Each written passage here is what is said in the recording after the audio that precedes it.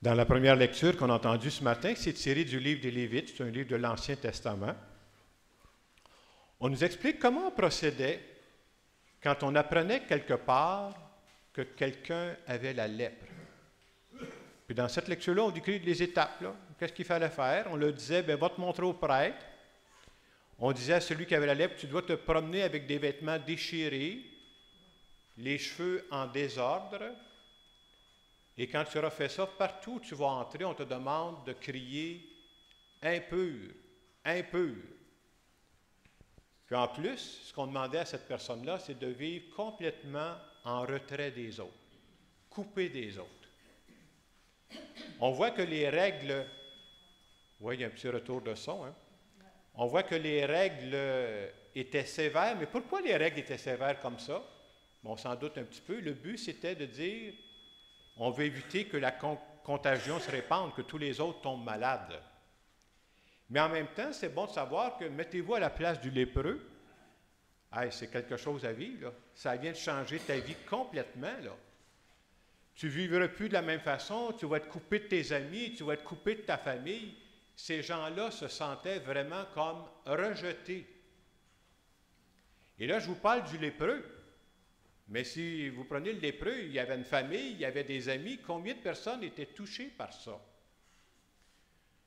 Vous savez, aujourd'hui, dans notre pays, à nous, on a ce qu'on appelle une certaine immunité qui fait qu'on est protégé. Il n'y a pas de cas de lèpre qui se propage au Québec présentement. Mais vous savez que dans plusieurs pays, ça existe. La lèpre existe encore. Je lisais cette semaine, on disait que l'Organisation mondiale de la santé, on disait que sur la planète Terre, présentement, il y a une nouvelle personne qui attrape la lèpre toutes les 3 minutes. C'est quelque chose, hein? La messe fait plus que 3 minutes qu'on a commencé, il y a une gang qui ont attrapé la lèpre. On évalue, on estime à peu près qu'il y aurait à peu près 200 000 nouvelles personnes qui attrapent la lèpre chaque année, et dans ces 200 000-là, un bon nombre d'enfants. Quelque chose de penser à ça, hein? Puis ils viennent rejoindre ce on pourrait dire à peu près 3 millions de lépreux qui existent dans le monde. Et si je vous compte ça, c'est juste pour vous dire, c'est pas juste pour faire des statistiques, pour dire, ça existe des gens qui souffrent, là. Ça existe des gens qui se sentent rejetés, là. C'est notre situation à nous, hein? C'est bon de savoir. Et comme je disais tantôt, pour une personne qui souffre, il y en a un paquet d'autres qui sont touchés autour. Je vous parle de ça ce matin parce qu'aujourd'hui, c'est la journée mondiale de prière pour les malades. Ici, au Québec, on pourrait dire que ce n'est pas la lèpre, mais si vous êtes comme moi, là, il y en a un paquet de personnes qui souffrent parce qu'ils sont malades, là. Différentes sortes de maladies. Et à chaque fois qu'on a une personne malade, qu'est-ce que ça prend? Bien, ça prendrait un médecin, ça prendrait des infirmières, ça c'est vrai, mais on oublie aussi que ça prendrait cruellement des personnes qui les aiment pour les entourer. Et ça, là, c'est à notre portée à tout le monde, là. Moi, je ne suis pas médecin, je ne suis pas infirmier, mais je peux aller rencontrer une personne qui est malade, et par notre seule présence, on peut aider cette personne-là.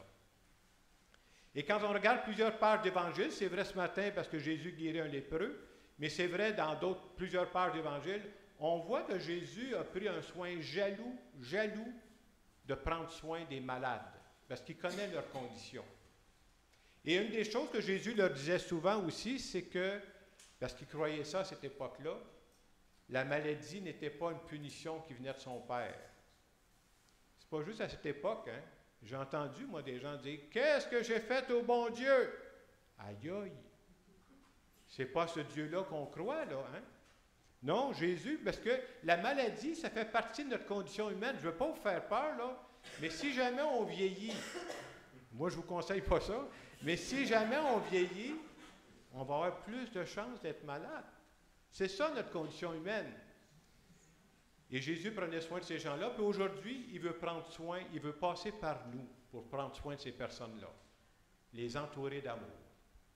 Mon père à moi est décédé du cancer. Et à la fin, mon père savait très bien que le cancer qu'il avait n'était pas... Il ne pouvait pas guérir. Mais il y a une parole, on retient beaucoup plus les paroles de gens qu'on accompagnait en fin de vie, on dirait que ça nous marque plus, hein? Mon père disait ceci: Je pourrais avoir exactement la même maladie et être seul au monde. Il disait, moi, ma grande richesse à moi, puis on était autour de lui dans son livre, on dit, ma grande richesse à moi, c'est que j'ai ma famille qui m'entoure. Ça fait toute la différence. Je pense qu'il doit y avoir plusieurs personnes parmi nous, moi j'ai fait ça en tout cas, qui ont déjà accompagné un malade ou déjà accompagné une personne en fin de vie. Est-ce que c'est une expérience facile? La réponse, non.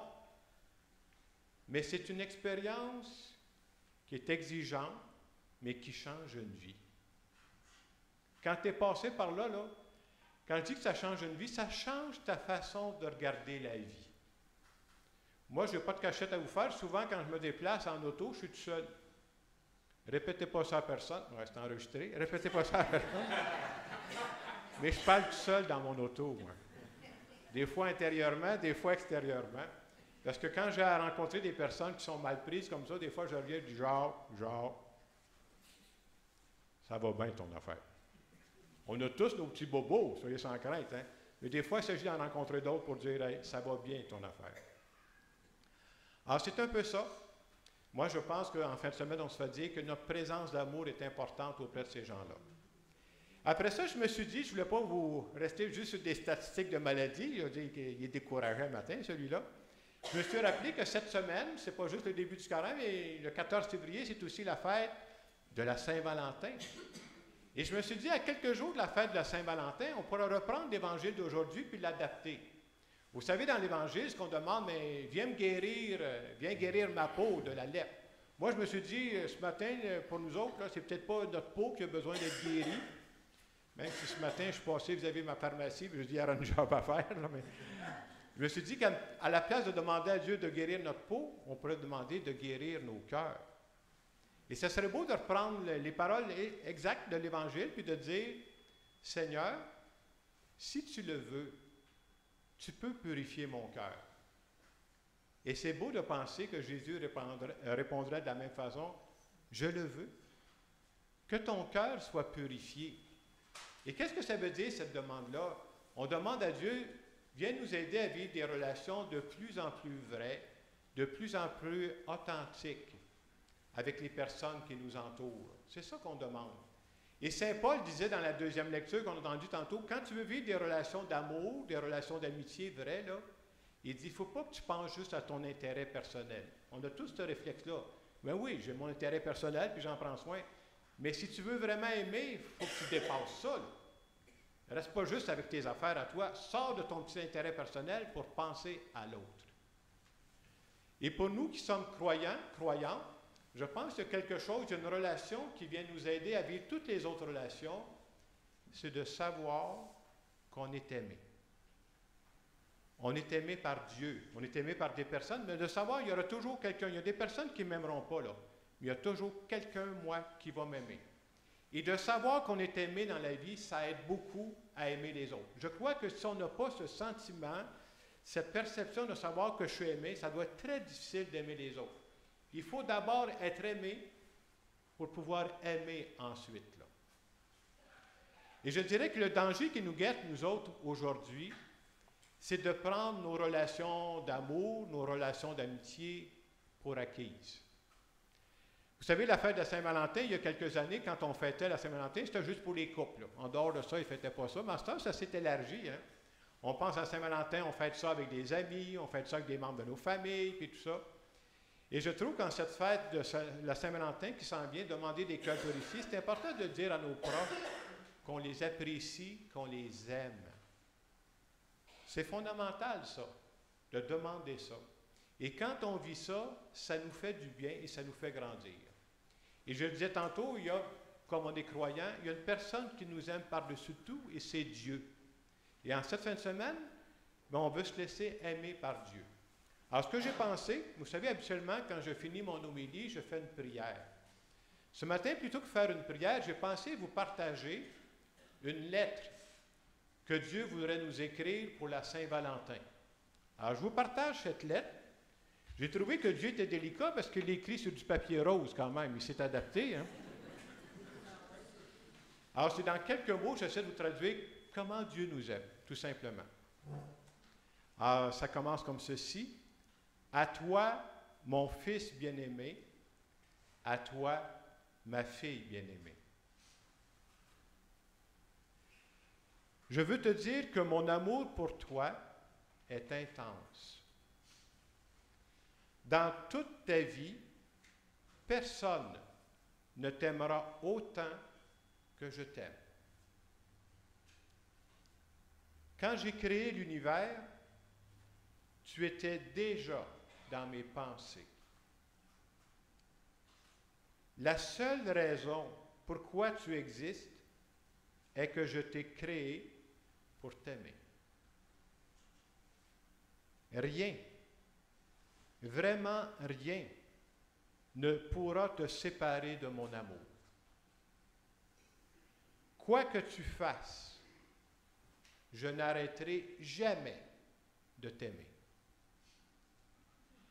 Car mon amour ne s'appuie pas sur ce que tu fais. Il ne s'appuie pas sur tes performances. Mon amour s'appuie sur le fait que moi, Dieu, je ne suis qu'amour et rien d'autre. C'est pour cela que je n'attends pas que tu agisses correctement avant de t'aimer. Je t'aime dans tes beaux jours et je t'aime autant dans tes mauvais jours.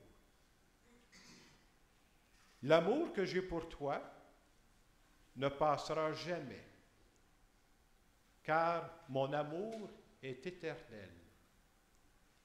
Quand j'aime une fois, j'aime pour toujours. Et surtout, n'oublie pas que l'amour que j'ai pour toi est inconditionnel. Et c'est signé ton Père du ciel qui t'aime à la folie.